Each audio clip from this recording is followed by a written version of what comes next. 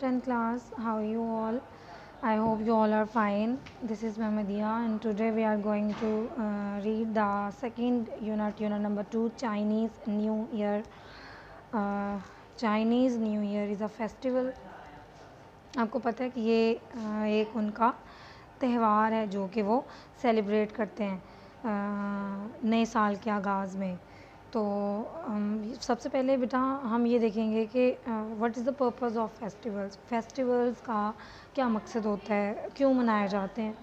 तो बेटा जो फेस्टिवल्स हैं वो festivals are an expressive way to celebrate glorious heritage, culture and tradition. यानी जो फेस्टिवल्स हैं वो एक बयानिया तरीका है अपने हेरिटेज को, अपने कल्चर को, अपनी ट्रेडिशंस को, अपनी रवायात को, अपनी सकाफ़त को दिखाने का।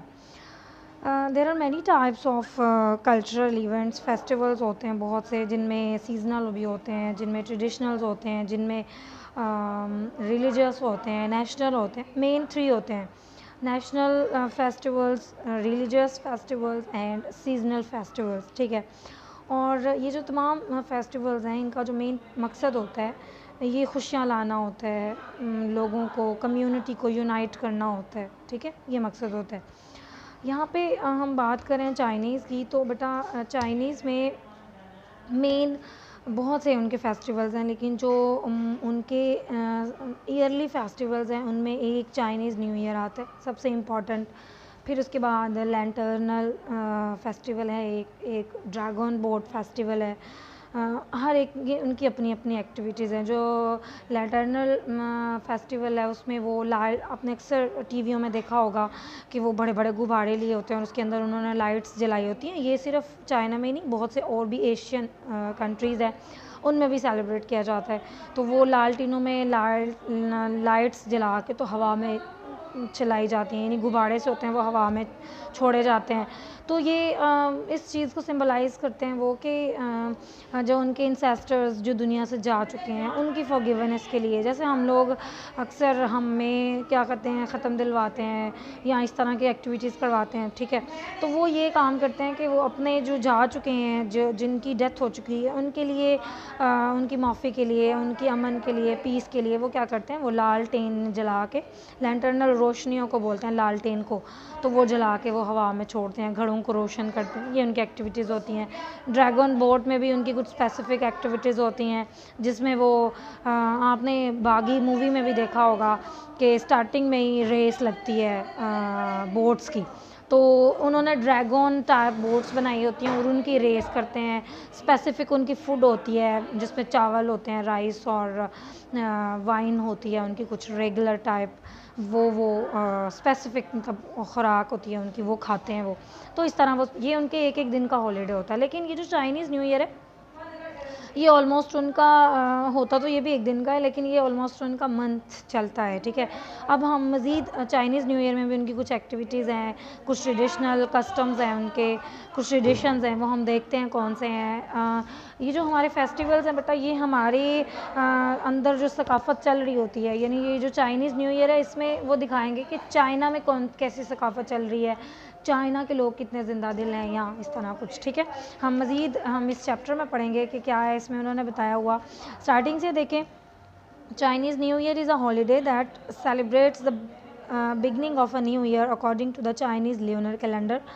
चाइनीज़ न्यू ईयर जो चाइनीज़ मैंने एक बात बताना भूल गई, यहाँ पे एन कैपिटल है, वाई कैपिटल है, that is means it's proper noun, यानी चाइनीज़ पहले चीनियों का नया साल। तो इसको आपने कैपिटल ही लिखना है, स्मॉल नहीं करना। ठीक है, स्मॉल करेंगे तो it becomes common noun. And जब हम न्यू ईयर को किसी ख़ास मुल्क के साथ जोड़ रहे हैं तो मतलब प्रॉपर हो गया, वो भी उस मुल्क का साल है। तो अहले चीनियों का नया साल या चीनियों का नया साल इज़ अ हॉलीडे, वो छुट्टी है that celebrates the beginning of a new year according to the Chinese lunar calendar, जो कि चीनी कमरी कैलेंडर के मुताबिक नए साल के आगाज़ का जश्न मनाते हैं। वो नए साल में वो सेलिब्रेट करते हैं, मनाते हैं वो। It is considered to be one of the most important holiday for Chinese families. ये जो दिन है चीनी ख़ानदानों के लिए अहम तरीन त्योहारों में से एक त्यौहार समझा जाता है। The holiday is celebrated with big family gatherings, जिसमें ये जो छुट्टी है ये बड़े ख़ानदानी इज्तिमात किए जाते हैं। इसमें गिफ्ट गिविंग, गिफ्ट तोहफ़े दिए जाते हैं। सिम्बॉलिक फूड्स मतलब ख़ास किस्म के अलामती पकवान होते हैं वो खाए जाते हैं। Display of the festive decoration, जैसे मैंने आप लोगों को बताया कि उनकी हर फेस्टिव की अपनी ट्रेडिशंस होती हैं, ठीक है। और इस फेस्टिव की भी उनकी ट्रेडिशंस हैं कि फैमिली गैदरिंग्स करते हैं, वो ख़ास किस्म का खाना बनाते हैं, वो एक दूसरे को गिफ्ट्स देते हैं वो, ठीक है। ये उनकी, और ये जो उनकी तमाम एक्टिविटीज़ हैं फोकस्ड ऑन ब्रिंगिंग, ये महवर होती हैं ऑन ब्रिंगिंग यानी लाने के लिए, गुड लक खुशकिस्मती, फॉर द न्यू ईयर नए साल के लिए, and celebrating the coming of spring, और जो मौसम बहार आ रहा है उसको मनाने के लिए होता है। In China में the lunar calendar is still used to determine traditional holidays. lunar calendar बोलते हैं कमरी साल को, जैसे मुहर्रम सफ़र महीना हो गया, ठीक है। ये जो चांद के अकॉर्डिंग महीने चलते हैं वो महीना वहाँ पे अभी तक वही कैलेंडर चल रहा है। डिटर्मिन ट्रेडिशनल यानी उनकी जो रिवायती छुट्टियाँ हैं उनके बारे में, जैसे हमारे यहाँ पे भी कमरी कैलेंडर ही चलता है। ईद उल फ़ितर, ईद उल अज़हा, ईद मिलादुन्नबी, या मुहर्रम का महीना आता है, हम हज करते हैं, तो ये सब हम किसके ल्यूनर कैलेंडर के अकॉर्डिंग करते हैं, तो वो भी ल्यूनर कैलेंडर के अकॉर्डिंग ही चल रहे हैं। लाइक चाइनीज़ न्यू ईयर, जैसे कि चाइनीज़ न्यू ईयर है, since lunar calendar is based on the phases of the moon, जैसे कि आप सबको पता है कि जो ल्यूनर कैलेंडर है उसका इन्हिसार चांद के मदारिज पे होता है। जैसे हमारे यहाँ पे जब भी ईद उल फ़ितर आती है तो बेटा यहाँ पे शोर मचता है कि कल ईद होगी कि नहीं होगी, चांद नज़र आया है कि नहीं आया, यानी स्पेसिफिक डेट नहीं होती कि इस दिन ईद होनी ही होनी है, ऐसा नहीं होता।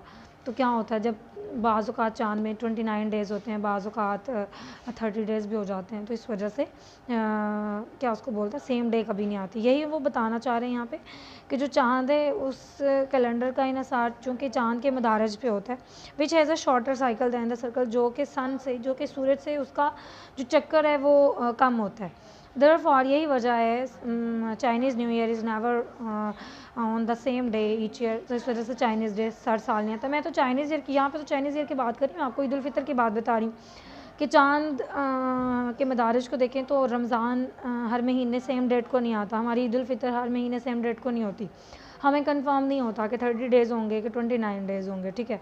तो यही वहाँ पे भी है कि उनको भी नहीं पता होता कि कौन सा दिन आएगा, बट टिपिकली लेकिन आम तौर पे फॉल समवेयर, लेकिन आता वो बिटवीन जनवरी 21 21 जनवरी से लेके फरवरी 20 के दरमियान में ही उनका ये दिन आता है। Celebration can actually last up the month, जो सेलिब्रेशन है वो एक माह तक जारी रहती हैं।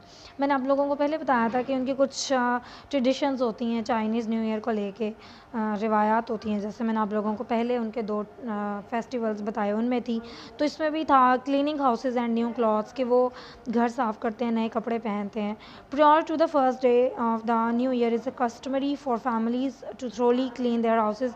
ये बता रहे हैं कि जो पहला दिन है वो रस्म है कि उसमें उन्होंने पहले दिन में नया घर पूरा साफ़ करना है, यानी साल के पहले दिन से कबल ख़ानदानों में prior to the first day, prior कबल पहले, बिफोर यानी अर्लियर दैन, हम ये भी कह सकते हैं कि प्रोसीडिंग दैन फर्स्ट डे से पहले ही ख़ानदान ने अपने घरों को मुकम्मल तौर पे साफ़ करना होता है, ये रिवाज है उनका।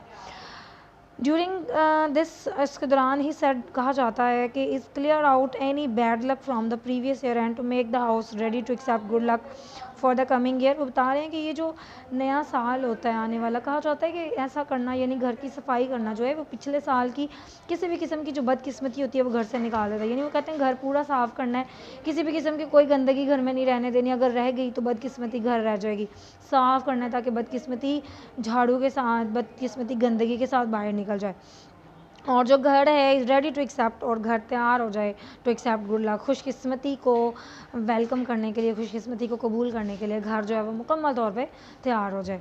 इस तरह की उनकी हैं ये। All cleaning must be finished before the New Year's Day, so there is no chance of accidentally throwing out the good fortune of the coming new year. वो कहते हैं कि सारी सफाइयाँ जो हैं, हर किस्म की सफाई घर की नए साल से पहले मुकम्मल होनी चाहिए, ताकि नए साल की जो खुशकिस्मती है वो हादसाती तौर पे बाहर फेंकी ना जाए। वो ये कहते हैं कि अगर ईद वाले दिन किसी ने भी घर की सफाई की या किसी भी किस्म की झाड़ पोंछ की, तो जो खुशकिस्मती आएगी वो भी बाहर चली जाएगी।